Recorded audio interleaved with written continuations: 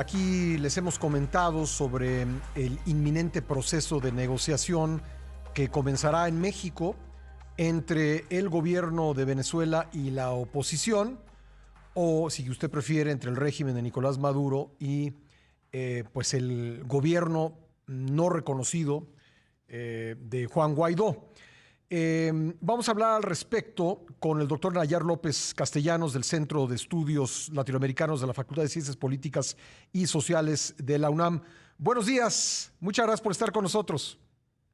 Al contrario, muchas gracias por la invitación, Pascal. Buenos días. Bueno, ¿qué posibilidades hay de que esta negociación, auspiciada por Noruega, pues sea más exitosa que la que hubo el año pasado en Barbados? Bueno, primero que nada, me parece importante señalar que siendo México el espacio donde se realizará esta negociación, este diálogo entre la oposición, entre las oposiciones venezolanas y el gobierno de Nicolás Maduro, se reivindica una tradición que había caracterizado a la política exterior mexicana durante el siglo XX, como ofrecerse en un espacio, como un espacio de diálogo y negociación para la solución de los conflictos. Y en este sentido, la diferencia con las experiencias anteriores y el año pasado en particular es que en esta ocasión están sentadas todas las partes de la oposición en Venezuela, ¿no? Es decir, está el sector que dirige Juan Guaidó y que al estar presente en la negociación, pues está reconociendo implícitamente al gobierno de Nicolás Maduro, Uh-huh. aspecto que no había sucedido anteriormente. Eso creo que me parece un elemento muy importante a destacar. Y además que también el gobierno de Maduro pues ha puesto, digamos, en uno de los principales aspectos de la negociación, la necesidad de que Estados Unidos eh, retire, digamos, todo este bloqueo económico, comercial y financiero que tiene contra Venezuela. Ahora, hace pues, apenas una semana se hablaba de la posibilidad de que Juan Guaidó fuese detenido. Esto, digamos, habla de un proceso de distensión en el complicado panorama político venezolano. Sí, sin duda, porque, bueno, digamos, el sector de la oposición que Guaidó encabeza, habrá que señalar que es el sector más beligerante y que ha promovido situaciones de violencia en diferentes momentos, inclusive es el sector que sobre todo encabezó el golpe de Estado en el 2002 contra el presidente Hugo Chávez en aquel momento. Eh, entonces, el hecho de que se le persiga o no se le persiga, pero que esto se detenga en el entorno de las negociaciones, Uh-huh. corresponde también a una disposición y a una postura de apertura del propio gobierno de Nicolás Maduro. Inclusive se está hablando también, por ejemplo, de algunos políticos que están presos por participar en actos de diferente tipo, actos ilegales de diferente tipo, como sabotajes, etcétera, etcétera, pudieran recibir en su momento una amnistía, ¿no?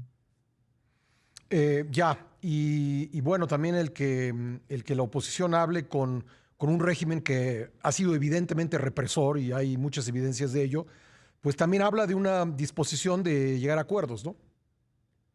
Bueno, hay sectores de la oposición que desde hace, o sea, que no han tomado la postura de Guaidó, es decir, que han tenido un diálogo de manera permanente, digamos, con el gobierno.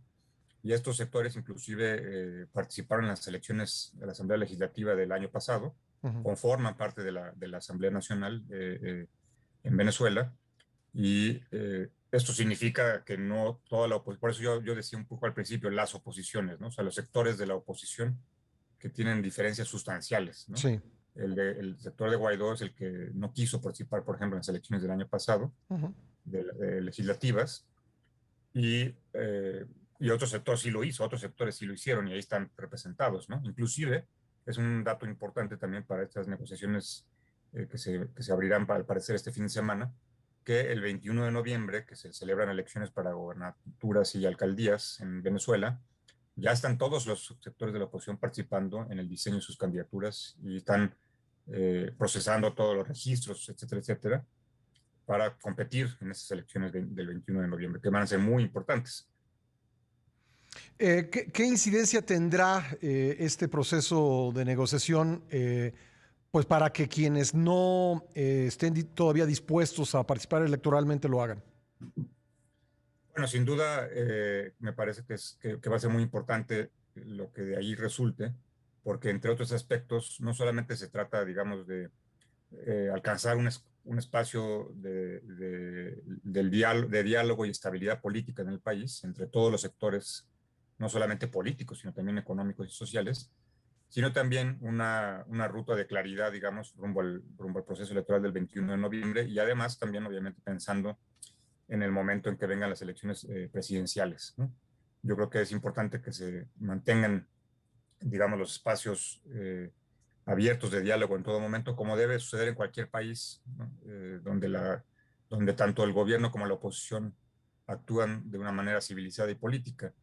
El caso venezolano, obviamente, que levanta controversias, polémicas, ¿no? Es un caso que tiene diferentes posturas y que sin duda es importante que la oposición pues sea eso, ¿no? O sea, una oposición normal, digamos, en un país democrático, pues no hace golpes de Estado, no se declaran presidentes eh, de un momento a otro, sí, por Ujú. ocurrencia, y no se prestan además a un juego geopolítico que también es muy importante de mencionar, en el que Estados Unidos, pues, independientemente de las calificaciones y los errores que haya tenido el gobierno de Venezuela en su existencia, digamos, pero es claro que Estados Unidos no está de acuerdo con ese proceso, no le gusta un gobierno que no le resulte cómodo, digamos, en su geopolítica, Ujú. y entonces pues lo ataca, lo interviene, ¿no? Y lo bloquea, ¿no? Ahora, no es el único país del mundo que ha manifestado desacuerdos con la situación política en Venezuela, donde, insisto, no es invención mía,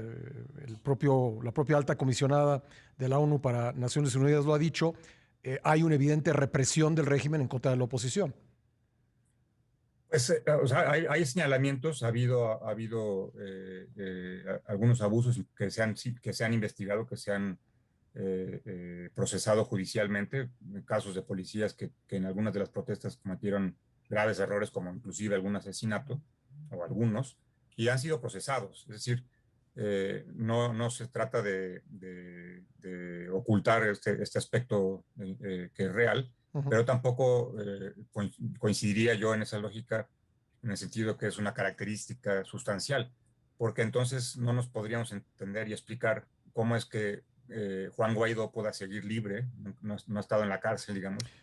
Es como si pensáramos que Bernie Sanders en Estados Unidos se declarara presidente de Estados Unidos, pues obviamente que las leyes en Estados Unidos le aplicarían un proceso determinado y acabaría seguramente en la cárcel, ¿no? Por desconocer al Estado legítimo, legal, que salió de unas elecciones. Entonces, eh, ha habido algunos abusos por parte de sectores de la policía, ¿no?